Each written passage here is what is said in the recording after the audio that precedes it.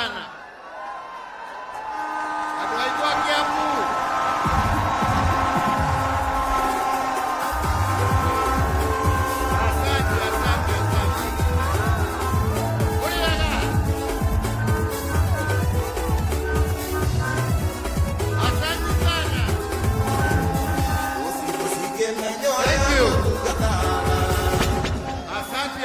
Asante.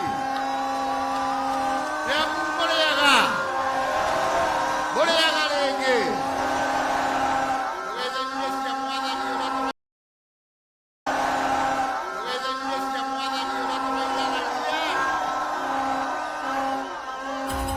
Asante sana. Nedasho kiangalo. Nitoikale hivi. Thank you.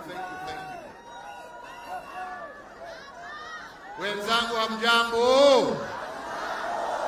Hamjambo tena. Asanteni sana. Ningependa kwanza kutoa shukurani nyingi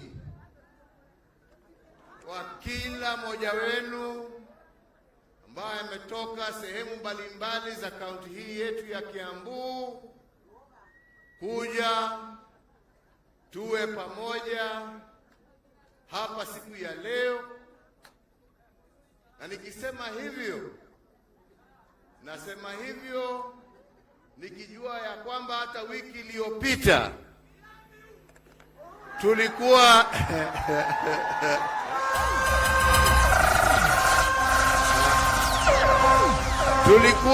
tulikuwa na shughuli ingine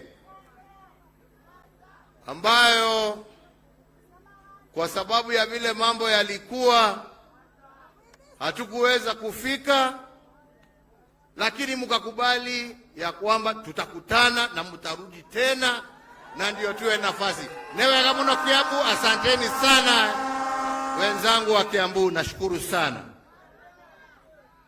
Niseme ya kwamba mimi siku ya leo yangu haikuwa mengi. Yangu yalikuwa kuja hapa kuungana pamoja nanyi tukiwa tunajadiliana chama chetu cha Jubilee, pahali tuko na pahali ambapo tuwaelekea.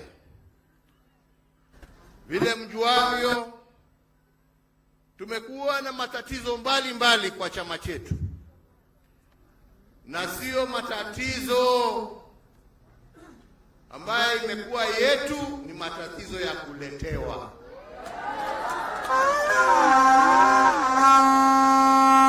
Mwajua ya kwamba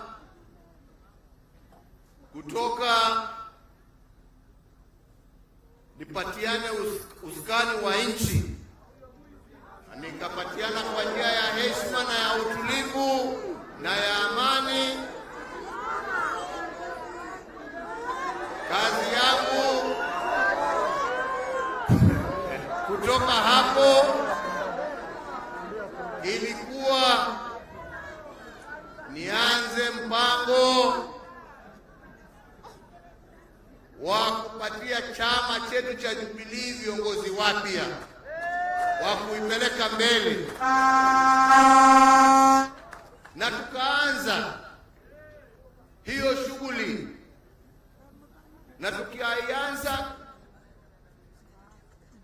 kwa njia ya utaratibu ule ambao ulikuwa unatakikana kisheria, kikatiba ya taifa na kikatiba ya chama chetu. Lakini wengine wakaona hapana, hii ni nafasi yao ya kuchafua chama chetu, wakatufungia, wakatupeleka makotini. Kwa muda wa miaka miwili mitatu tumekuwa tunang'ang'ana juu ya kitu ambacho hakuna, kwa sababu sisi tulikuwa tunasema wananchi, wanachama wapatiwe nafasi wajichagulie viongozi ambao wanataka. Sasa leo mimi bado niko katika hiyo harakati ya kuhandova, na wengine wanasema ati naingilia siasa. Kama wangeniwachilia ule wakati wa mbele, hii kazi na shughuli ningekuwa nimemaliza zamani.